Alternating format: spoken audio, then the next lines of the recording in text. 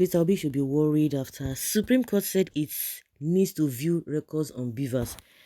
Well, an election observer and public affairs analyst, Jide Ojo, has disclosed why a decision the Supreme Court made in the case involving Governor Ademola Adeleke and Adegboyega Oyetola should unsettle Labour Party's presidential candidates, Peter Obi and his counterpart in PDP, Atiku Abubakar, who filed petitions in court challenging the victory of APC Bola Tinubu in the presidential election.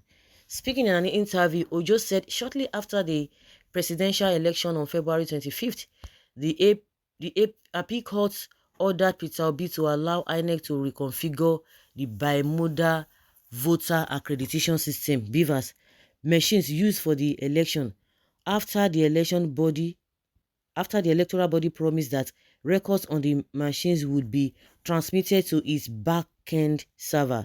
He said, however, in Adeleke's versus Oyetola's case, the Supreme Court said records transmitted to the INEC's back-end server are secondary sources of information which can't be relied on to prove electoral fraud or incidents of overvoting.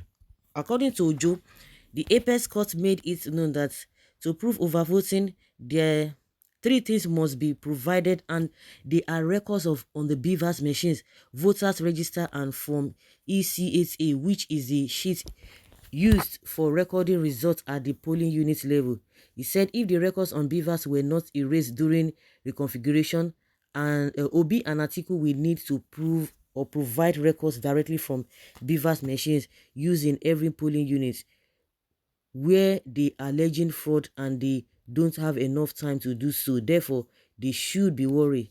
About 58 minutes into a video shared on YouTube by AIT News, Ojo said, "What I find curious now is that the transmission to the back-end server is now being disputed, that it is not a primary source of information." Recall that after the presidential election, the Court of Appeal gave an order to the Labour Party and its candidate Peter Obi that they should allow INEC to reconfigure the BVAS, and that INEC's ICT department has given assurances that all the information on the BVAS would be transmitted to the back-end server, and they would make certified true copies of the BVAS available.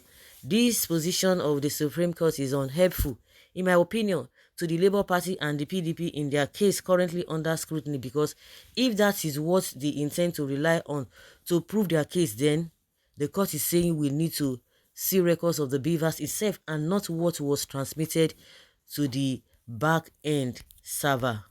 PDP's joy now in Adeleke victory may be truncated when Atiku's case gets to Supreme Court, given that in law a Supreme Court decision becomes a locus classicus, meaning something that subsequent judgments will rely on. And if you look at the dispute over the 2023 election, it relied heavily on overvoting, and that the results of the election were not uploaded in real time. It then takes us back to, could the camp of Labour Party and PDP now have opportunities to go and inspect each of the beavers that they are relying on, assuming that the records on it have not been erased in the course of reconfiguring the beavers for the machine for the March 18 gubernatorial election. The issue now is, where is the time? If you are alleging fraud in 10 states with a very high number of polling units involved, what the Supreme Court is saying is that you need to inspect each of the BVAS machines to record what the number of accredited voters is vis-a-vis what was in the Form EC8A, and compare and contrast, not what was transmitted to the back-end server.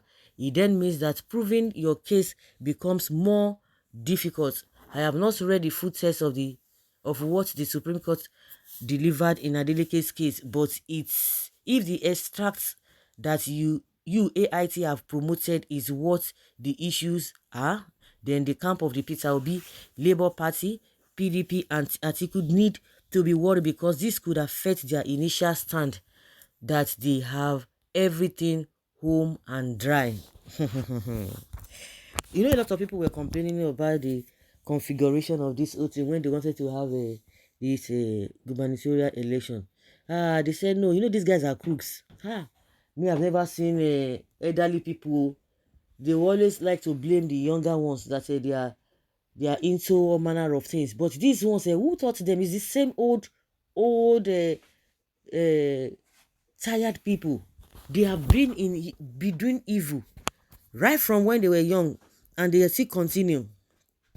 Well, Jide, or whatever you call yourself, don't worry about that.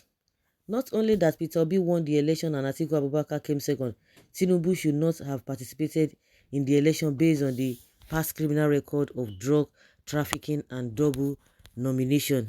This case is different since the court was the one that granted the permission to transfer the information from the beavers to the back-end server due to special need at the time. They can't use what they approve against the complaints. You know that in this Nigeria, the more you look, the less you see. um,